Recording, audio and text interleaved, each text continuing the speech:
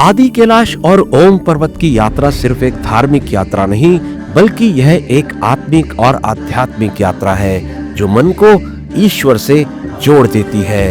यह एक ऐसा अप्रतिम अनुभव है जिसका स्मरण आप जीवन भर अपने हृदय में संजो कर रखते हैं। ये दोनों अलौकिक स्थान उन सभी के लिए आदर्श हैं जो भगवान शिव के प्रति गहरी आस्था रखते हैं। यहाँ के प्राकृतिक नजारे अद्भुत शांति प्रदान करते हैं। 22 मई 2025 को फ्लैग ऑफ समारोह का वह क्षण अविस्मरणीय था जब एमडी सर ने अपनी कैलाश यात्रा के दिव्य अनुभवों को हम सबके साथ साझा किया और इस यात्रा के लिए स्नेह वचन और मार्गदर्शन प्रदान किया।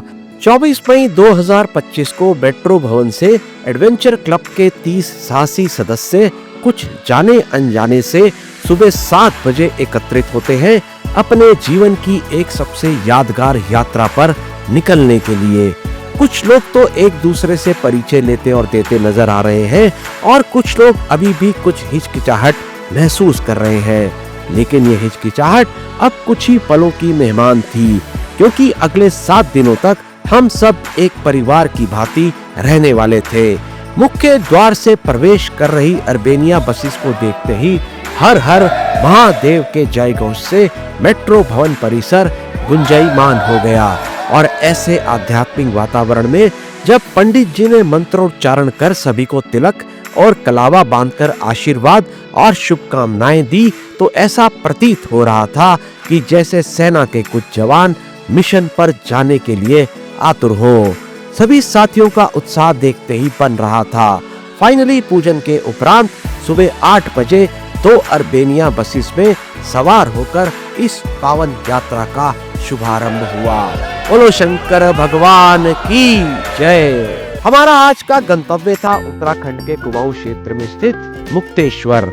दिल्ली से मुक्तेश्वर की दूरी 290 किलोमीटर है, जिसे तय करने में हमें पूरा दिन ही लग गया। अभी बजे हैं सुबह के 9:30 और हम रुक गए हैं उत्तर प्रदेश के गढ़मुक्तेश्वर के पास राजा जी हवेली पर नाश्ता करने के लिए। यहाँ पर थोड़ी देर सुस्ताने और कड़क गर्मा गर्म चाय पीने के बाद हम फिर से निकल पड़े हैं अपनी यात्रा के लिए, गाते गुनगुनाते हुए, मजेदार किस्से सुनते और सुनाते हुए।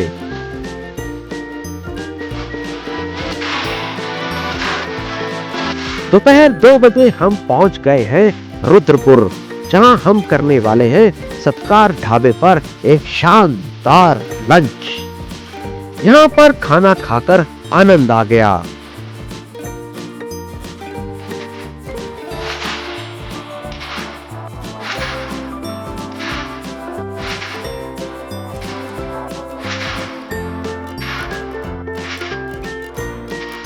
इस समय शाम के 5 बज रहे हैं और हमारी बस के ड्राइवर भुट्टा सिंह जी ने बस को घने जंगलों से गुजरती सड़क के किनारे बनी एक चाय की टपरी पर रोक दिया। ऐसे स्थान पर चाय का मिलना चाय प्रेमियों के लिए किसी अमृत प्राप्ति से कम नहीं था। कुछ पल यहाँ ठहरने के बाद हम फिर निकल पड़े हैं अपने गंतव्य की ओर।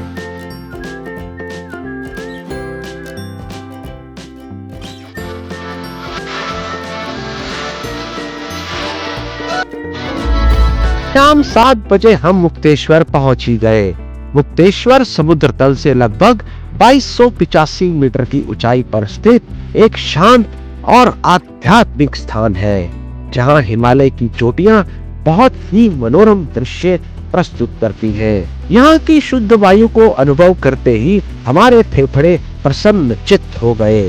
यहाँ का शांत वातावरण और हरे भरे देवदार के जंगल आत्मा को सुकून प्रदान करते हैं। रात्रि विश्राम के लिए हमारा ठहराव था होटल त्रिशूल ऑर्चर्ड में। यह होटल अपने सुंदर बागों, खुले लॉन और हिमालय के अति सुंदर दृश्यों के लिए प्रसिद्ध है। यहाँ की आतिथ्य भावना ने यात्रा के पहले दिन को बेहद सुखद बना दिया।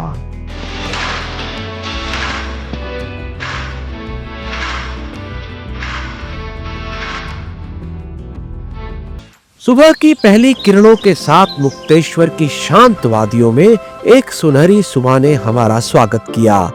ताजी ठंडी हवा पक्षियों की चहचहाट और हिमालय के सुरमई नजारे देखकर मन करने लगा कि यहाँ कुछ दिन तो रुकना बनता ही है। लेकिन अभी रास्ता लंबा है और मंजिल दूर। 25 मई को सुबह जल्दी नाश्ता कर हम सभी बस में सवार हुए और निकल पड़े जागेश्वर महादेव मंदिर की ओर।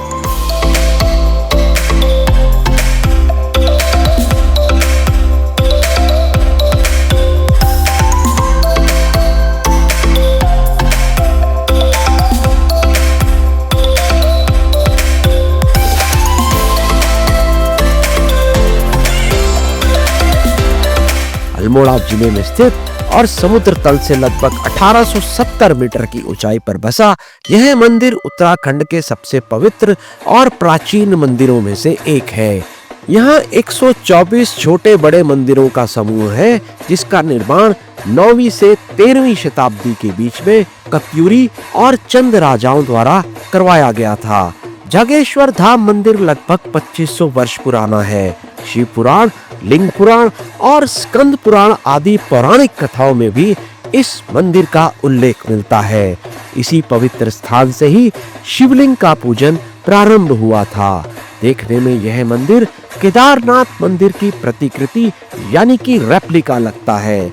मंदिर परिसर में हमारी टीम ने पूजा अर्चना की, भगवान शिव से आशीर्वाद प्राप्त किया और फिर सभी आध्यात्मिक ऊर्जा से सरोबार हो गए।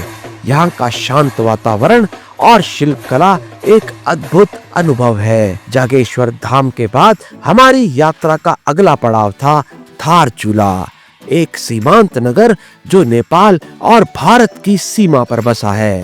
दोपहर का भोजन हमने पिथौरागढ़ से थोड़ा पहले किया, जहाँ से हिमालय के सुंदर पहाड़ों के नजारे हमें देखने को मिले। शाम ढलते ढलते हम पहुँच गए धारचूला, जो कि एक प्रकार से आदि कैलाश यात्रा का बेस कैंप है। यहीं से हमें एसडीएम ऑफिस से यात्रा परमिट मिलेगा, जिसे दिखाकर ही आगे की यात्रा संपूर्ण की जा सकती है। धारचूला में हमारा ठहराव था होटल भगवती इन में। यह होटल मुख्य बाजार से थोड़ा पहले स्थित है और यहाँ से नेपाल की पर्वत श्रृंखलाएं स्पष्ट तौर पर दिखाई देती हैं।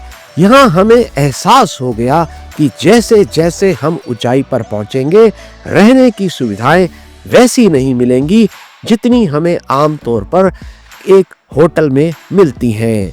प्रकृति के पास जाए और लग्जरी की आशा करे, वो भी एक तरह से बेमानी है। 26 मई 2025 धारचूला की वो सुबह बिल्कुल अलग थी। पहाड़ों की तलहटी में बहती काली नदी की कल कल ध्वनि और सामने दिखाई पड़ता नेपाल का एक विराट पर्वत। यह दृश्य केवल एक सीमा का नहीं, बल्कि दो संस्कृतियों के मैत्रीपूर्ण मिलन का प्रतीक था। सुबह में हमने भारत नेपाल सीमा पर भ्रमण किया। यहाँ काली नदी भारत और नेपाल की प्राकृतिक सीमा बनाती है। नदी पर बने पुल के माध्यम से दोनों देशों के लोग एक दूसरे से व्यापार करते हैं। इस पुल के एक और भारत का धारचूला है और दूसरी ओर नेपाल का दारचूला, जिन्हें अलग करती है सिर्फ एक नदी, जिसका नाम है काली नदी और इसे शारदा नदी भी कहा जाता है। यह पुल संबंधों की गरिमा और सांस्कृतिक साझेदारी का ज्वलंत प्रतीक है। भारत नेपाल सीमा दर्शन के बाद अब हमारी यात्रा का अगला और सबसे रोमांचक पड़ाव था गुंजी की ओर प्रस्थान।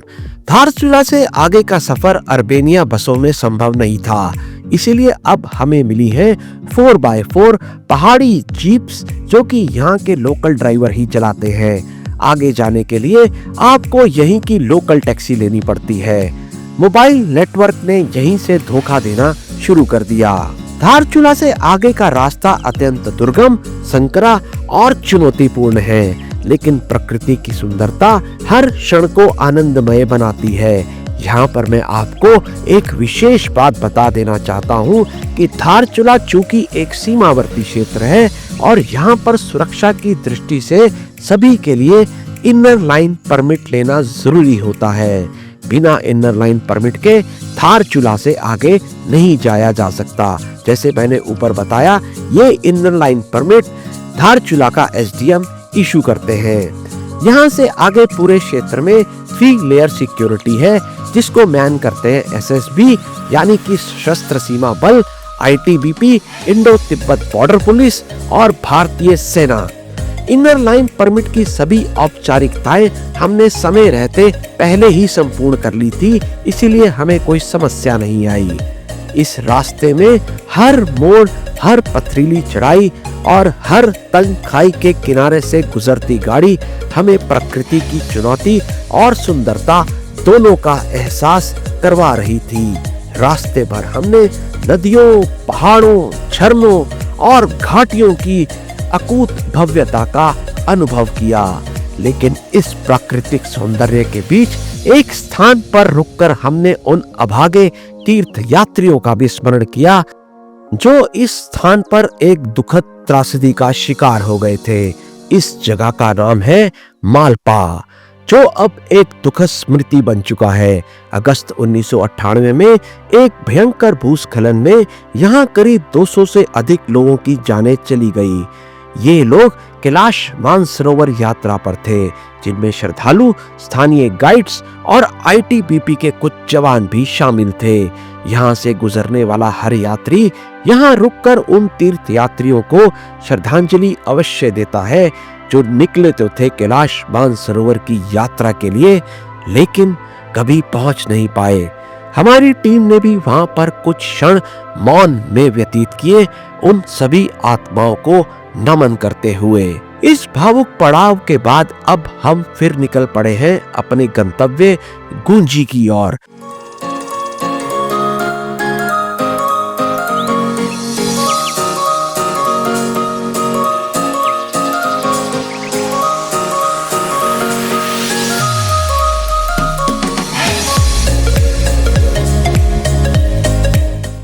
गुंजी वो अंतिम गांव है जहां से आदि कैलाश की यात्रा शुरू होती है।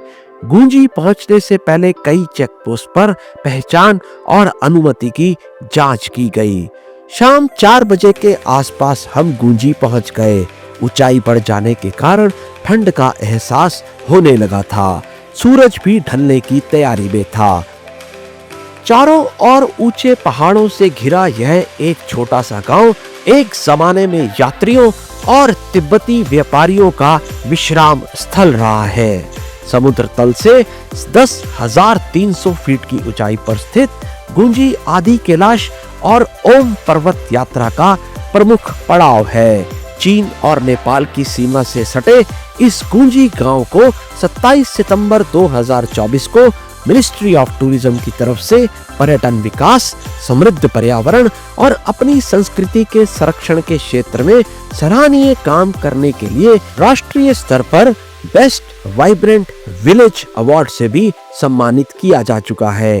तो आज इस वाइब्रेंट विलेज में हम रुकने वाले हैं एक स्थानीय होम स्टे में, जिसके संचालक हैं शुभम गुंजियाल और उनके परिवार के अन्य सदस्य। उनके आतिथ्य ने हमें घर जैसा अनुभव दिया। रात्रि भोजन के पश्चात हमने बोन फायर का आनंद लिया और सभी साथियों ने जीवन के मधुर अनुभव साझा किए। गुंजी में रात्रि विश्राम के दौरान हम सब में एक अलग ही उत्साह था, क्योंकि हम करीब थे उस पवित्र स्थल के जिसकी कल्पना शायद ही हमने स्वप्न में की थी, श्री आदि कैलाश। कल का दिन इस पूरी यात्रा का केंद्र बिंदु बनने वाला है।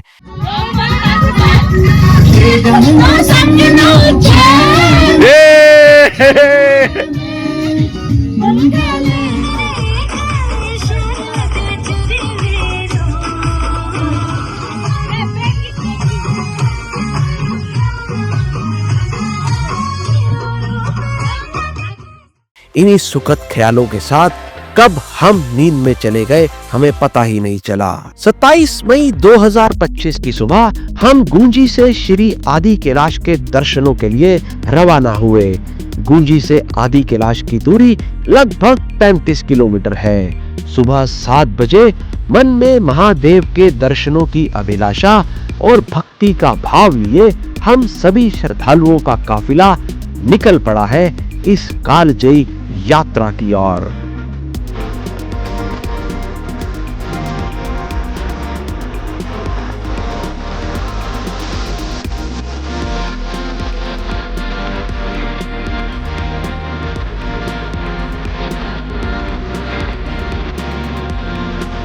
लगभग 19 किलोमीटर की दूरी तय करने के बाद पहला प्रमुख पड़ाव आता है कुटी गांव। देवभूमि उत्तराखंड तमाम ऐतिहासिक और पौराणिक कथाओं को खुद में समेटे हुए है। हायर हिमालयन रीजन में भारत चीन सीमा पर स्थित प्रथम भारतीय गांव कुटी का इतिहास द्वापर युग के पांडवों से जुड़ा हुआ है। पांडव जब स्वर्गारोहण के लिए गए थे तो इस गांव में लंबा प्रवास किया था। यह गांव उनकी माता कुंती को भा गया, जिसके चलते कालांतर में इसका नाम कुटी पड़ गया। समुद्र तल से लगभग 13,000 फीट की ऊंचाई पर स्थित कुटी गांव प्रथम भारतीय गांव है। इस गांव के निकट अतीत में निरखुर्च मंडी थी। वर्ष 1962 के भारत चीन युद्ध से पूर्व इस मंडी में भारत तिब्बत व्यापार निर्बाध रूप से होता था और इस मंडी से तिब्बत जाने का मार्ग उपलब्ध था। कैलाश मानसरोवर जाने वाले यात्री भी इसी मार्ग से जाते थे। 1962 के भारत चीन युद्ध के बाद यह मंडी भी समाप्त हो गई और तिब्बत में प्रवेश भी वर्जित हो गया। कुटी गांव में बनी आर्मी चेक पोस्ट में इनर लाइन परमिट की वेरिफिकेशन पूरी होने के बाद अब हम लोग निकल पड़े हैं श्री आदि कैलाश के दर्शनों को। कुटी से कुछ ही दूरी तय करने के पश्चात रास्ते से ही श्री आदि कैलाश के दर्शन होने शुरू हो जाते हैं। ब्रह्मांड में 5 कैलाश का अस्तित्व है, जिन्हें हम पंच कैलाश बोलते हैं, और यह सारे के सारे द ग्रेट हिमालयस के ऊंचे दुर्गम पहाड़ी क्षेत्र में बने हुए हैं, जो है क्रमानुसार मानस कैलाश, जिसे हम बड़ा कैलाश भी बोलते हैं, आदि कैलाश, श्रीखंड कैलाश, किन्नर कैलाश और मणि महेश कैलाश। इनमें से जो द्वितीय कैलाश है यानी आदि कैलाश, वो बसे हैं उत्तराखंड में। आज की हमारी यात्रा का मुख्य आकर्षण और हम सबकी आस्था का केंद्र है महादेव का निवास आदि कैलाश। वर्ष 2023 में अक्टूबर मास में हमारे प्रधानमंत्री श्री नरेंद्र मोदी यहाँ पर आदि कैलाश पधार चुके हैं। इससे आदि कैलाश धाम को पूरे विश्व में एक नई पहचान मिल रही है। कुछ वर्ष पहले तक आदि कैलाश की डगर अत्यंत कठिन हुआ करती थी। तवा घाट से कैलाश मानसरोवर और आदि कैलाश की ओर जाने वाले यात्रियों को करीब 100 से 150 किलोमीटर की दूरी पैदल ही तय करनी पड़ती थी, जिस पे 14 से 15 दिन का समय लग जाता था।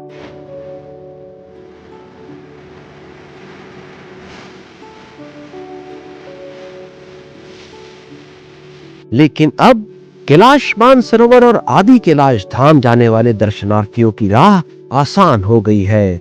ओम पर्वत और आदि कैलाश जाने के लिए सरकार ने यहाँ तक सड़क बना दी है, जिससे कि अब आप वाहन द्वारा यहाँ पर पहुँच सकते हैं।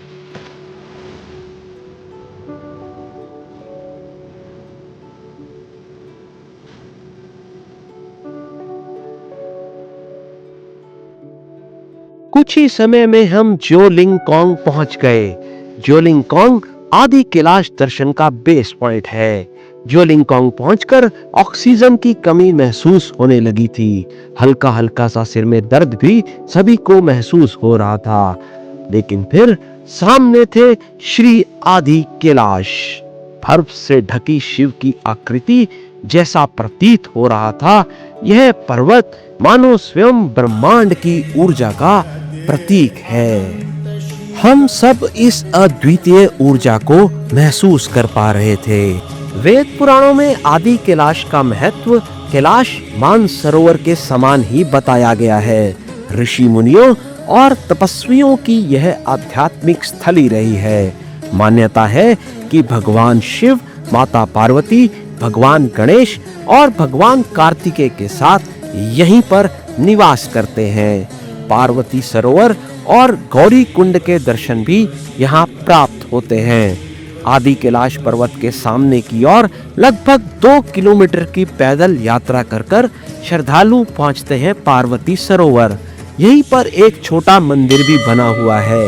ये एक अत्यंत शांत और दिव्य स्थान है। मान्यता है माता पार्वती इसी सरोवर के समीप तपस्या करती थी। इसी मंदिर में हमारे क्लब के सभी सदस्यों ने दर्शन, पूजा, जलाभिषेक एवं मंत्रोच्चारण भी किया।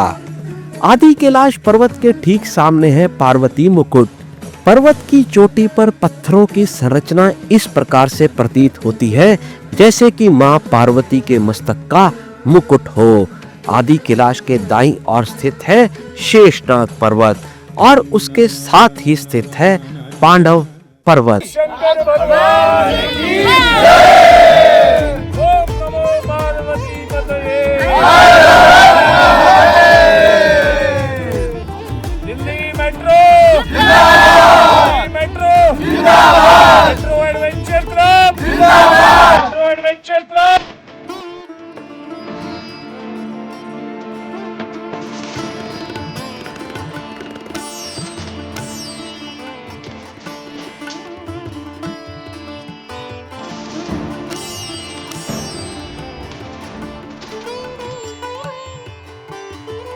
पार्वती सरोवर से कुछ आगे चलने पर एक जगह आती है जिसका नाम है भीम की खेती। इस जगह पर धान की खेती देखी जा सकती है। ये हैरानी का विषय है कि 14,000 फीट की ऊंचाई पर यह स्वयं ही उगती है। इतनी ऊंचाई पर जहाँ कोई भी पौधा दिखाई नहीं देता, वहाँ धान का खुद ही उगना किसी रहस्य से कम नहीं है। मान्यताओं के अनुसार पांडवों के अज्ञातवास में भीम ने इसी स्थान पर धान की खेती की थी, जिसके बाद से ही इस स्थान पर हर साल धान खुद ही उग जाता है। जब हम लोग वहां पहुंचे तो वाकई वहां पर धान के पौधे दिखाई दिए। यह जगह पवित्र आदि कैलाश और पार्वती सरोवर के बीच है। शारीरिक रूप से तो ज्यादातर सदस्य अब थके हुए लग रहे थे, लेकिन आध्यात्मिक शक्ति और मनोबल सबका इतना ऊंचा था कि तमाम चुनौतियों को पार करते हुए, साहस का परिचय देते हुए हमारे दल के कई साथियों ने गौरी कुंड तक की चढ़ाई को भी पार किया और साक्षात श्री आदि कैलाश के चरण स्थली में स्थापित गौरी कुंड के दर्शनों को प्राप्त किया। मई के महीने में भी गौरी कुंड का जल जमा हुआ था, जिसका हमारे साथियों ने खूब आनंद लिया। शाम को गूंजी लौटने के बाद भारतीय सेना द्वारा हमारे दल के लिए एक शानदार लाइट एंड साउंड शो का आयोजन किया गया, जिसमें व्यास घाटी का इतिहास, रंग समुदाय की संस्कृति, भारतीय तिब्बत व्यापार मार्ग और जनरल जोरावर सिंह की वीरता का चित्रण बेखूबी किया गया। कार्यक्रम का समापन हमारे मैक दल और सेना के जवानों के साथ देश भक्ति से भरे गीतों पर सामूहिक नृत्य के साथ हुआ, जिसने पूरे वातावरण को गर्व और उल्लास से भर दिया। यहाँ पर भारतीय सेना ने आतिथ्य और सत्कार की दिशा में एक कदम और बढ़ाते हुए हमारे दल के 6 सदस्यों को लिपू लेक मार्ग से श्री कैलाश मानसरोवर के दर्शन प्राप्त करने के अनुरोध को भी विशेष स्वीकृति प्रदान की।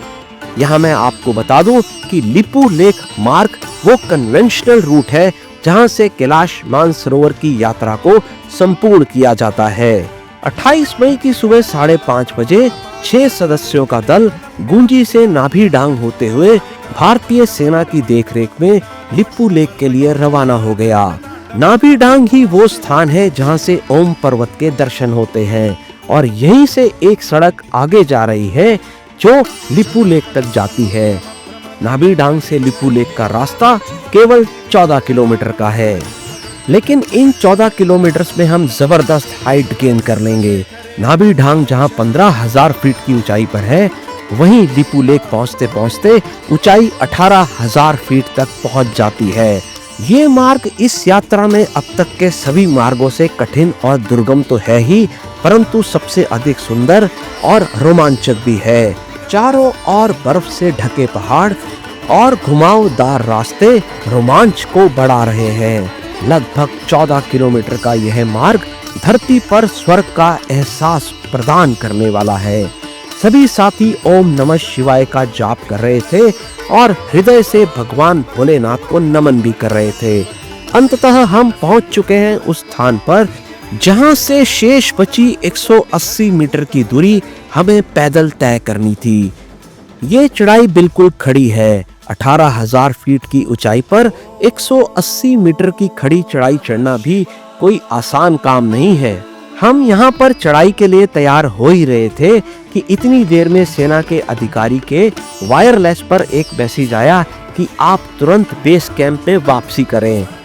पूछने पर उन्होंने बताया कि यह निर्देश सुरक्षा कारणों और खराब मौसम की वजह से दिया गया है। खैर, सेना के निर्देशों का पूर्णतः पालन करते हुए हम सभी वापस हो लिए। शायद यही भोलेनाथ की इच्छा थी। यदि हम उस शेष बचे पैदल मार्ग को पार कर लेते तो हमें भी भारत की सीमा से कुछ ऐसे ही दर्शन होते श्री कैलाश मानसरोवर के। लिपू लेक से जैसे ही हम तिब्बत में क्रॉस करते हैं तो वहां से तकलाकोट नामक स्थान आता है और वहां से मात्र 55 किलोमीटर की दूरी पर बनी हुई है मानसरोवर झील और उसके आगे 40 किलोमीटर दूर पड़ता है श्री कैलाश पर्वत। उधर लगभग 7:30 बजे हमारे ग्रुप के अन्य सदस्य भी गुंजी से नाभी ढांग की ओर निकल पड़े। यह मार्ग आदि कैलाश के मार्ग की तुलना में अत्यधिक कठिन, खतरनाक और रोमांच से भरपूर है। यही मार्ग कैलाश मानसरोवर यात्रा के लिए प्रयुक्त होता है। तीव्र मोड़, पथरीली ढलान और गहरी खाइयां यात्रियों की परीक्षा लेती है।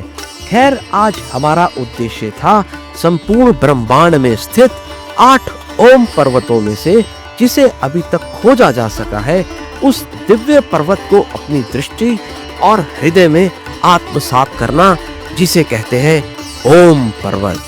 आज सुबह से ही मौसम अत्यंत खराब था। हमारे गाइड ने बताया कि 2 दिन पहले आए एक समूह को खराब मौसम के कारण आदि कैलाश और ओम पर्वत दोनों के ही दर्शन नहीं हो पाए, लेकिन महादेव में अटूट श्रद्धा और विश्वास के साथ हमारा दल ओम नमः शिवाय का जाप करता हुआ जब नाभी ढांग पहुंचा तो सामने का दृश्य देखकर आंखों को विश्वास नहीं हो रहा था। हम सभी स्वयं को अत्यंत सौभाग्यशाली मान रहे थे कि इतने स्पष्ट और दिव्य ओम पर्वत के दर्शन मिलना जीवन का सबसे बड़ा आशीर्वाद था। वहां की वाइब्स, ऊर्जा और आभा मंडल शब्दों में व्यक्त करना असंभव है। हर कदम पर ऐसा लग रहा था मानो स्वर्ग की अनुभूति हो रही हो। हर कोई उस क्षण को पूरी तरह से जी लेना चाहता था। कोई एकांत में ध्यान में लीन था, कोई ओम पर्वत को एक टक दृष्टि से देख रहा था, कोई अपने मोबाइल या कैमरे में उस क्षण को कैद कर रहा था, तो कुछ तो भाव विभोर होकर यही कह रहे थे, हम तो सब कुछ छोड़कर बस यहीं बस जाना चाहते हैं। इस दिव्यता को अपने हृदय में संजोकर हम आगे बढ़ते हैं काला पानी स्थित माँ काली मंदिर की ओर। मान्यता है इस मंदिर का निर्माण स्वयं महर्षि वेदव्यास ने किया था। यहीं से काली नदी का उद्गम होता है।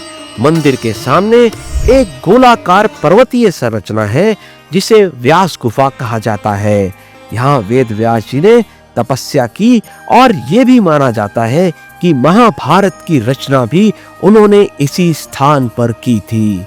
व्यास घाटी का एक एक कण दिव्यता और आध्यात्मिक ऊर्जा से भरपूर है। इन सभी दैवीय अनुभवों को समेटे हम पहुंच गए वापस अपने होम स्टे गुंजी, जहां सभी ने चेकआउट कर वापसी की यात्रा शुरू कर दी।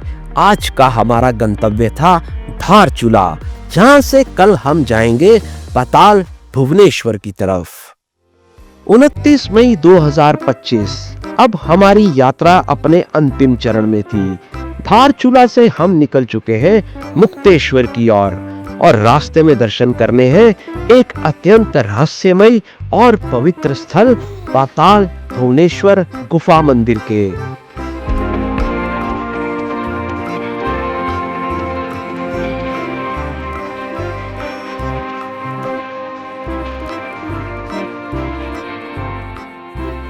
हम पहुंच चुके हैं पाताल भुवनेश्वर गुफा मंदिर।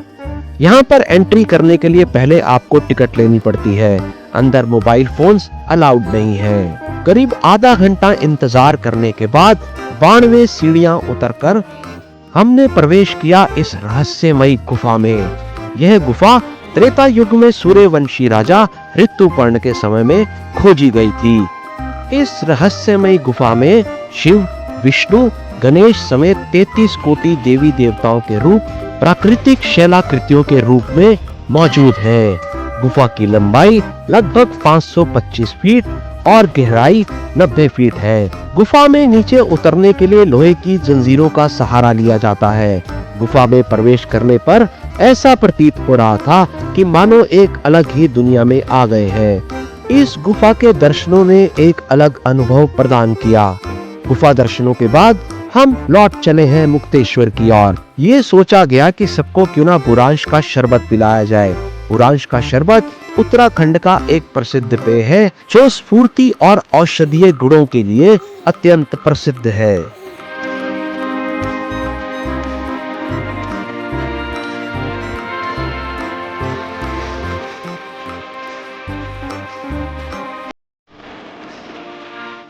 उसी होटल में हमने रात्रि विश्राम किया। 30 मई 2025 आज इस कालजयी यात्रा का आखिरी दिन है। अंग वंग कलिंग काश्मीर नेपाल भूपाल राज्याల గజరత్నరై సమస్త భూమండలాధీశుండనై అభిమాన ధనుండనై నూరుగురు సోదరులకు అగ్రజుండనై రాజుండనై సుక్షత్రియ వంశమున జన్మించిన నాకు పరాభవమ పాంచాలి పంచభద్రుక ఇప్పుడే పోయి ఆ పురమును భస్మీపటము గావించదా। और आज का दिन भी बहुत भाग्यशाली होने वाला है क्योंकि आज हम जा रहे हैं नीम करोली बाबा के दर्शनों के लिए। ट्रैफिक जैम से जूझते हुए और कई किलोमीटर पैदल चलकर बारिश की परवाह न करते हुए हम पहुंच गए हैं नीम करोली बाबा के दर्शनों के लिए। नीम करोली बाबा को हनुमान जी का ही रूप माना जाता है। देश विदेश में उनके लाखों भक्त हैं, जिनमें मशहूर क्रिकेटर विराट कोहली, हॉलीवुड अभिनेत्री जूलिया रॉबर्ट्स, स्टीव जॉब्स और मार्क जुकरबर्ग जैसे बड़े नाम शामिल हैं। यहाँ पर दर्शनों का आनंद लेकर हम निकल पड़े हैं वापस दिल्ली की ओर। ये उस ईश्वर की असीम अनुकंपा ही है कि संपूर्ण यात्रा सकुशल और सुनियोजित तरीके से पूर्ण हुई और रात्रि 10 बजे इस साहसिक यात्रा को संपूर्ण कर हम सब दिल्ली वापस लौट आए। हर हर महादेव। ये मेरी जिंदगी का ये वाला टूर सबसे बेहतरीन टूर रहा है आज तक का। शुरू में लग रहा था कि प्रॉब्लम होगी, सब नए हैं, लेकिन अब सब एक फैमिली की तरह है और डीएमआरसी को मैं रियली थैंक करता हूँ। और सुपर से भी ऊपर था ये वाला ट्रिप और बिल्कुल धमाल था। एक मेमोरेबल मोमेंट हो गया है, जिंदगी में मुझे याद रहेगा और इस तरह की ट्रिप हर साल होनी चाहिए। Thank you metro adventure club DMRC for having me in this group. और इसमें हमें आध्यात्मिक सुकून का अनुभव हुआ। यात्रा बहुत ही अद्भुत एवं अविस्मरणीय है जो जीवन पर्यंत तक हमें याद रहेगी। यात्रा बहुत यादगार रहा है, बहुत सुंदर रहा है। इस ट्रिप से हमें बहुत कुछ सीखने को मिला। फुल टू गॉड कि उन्होंने मुझे आदि कैलाश बुलाया, अच्छे दर्शन दिए, अच्छे से सब हुआ। थैंक यू अगेन थैंक बोलूंगा मैं को। बहुत ही एक आध्यात्मिक टूर था, ये बहुत अच्छा लगा यहाँ पर आकर।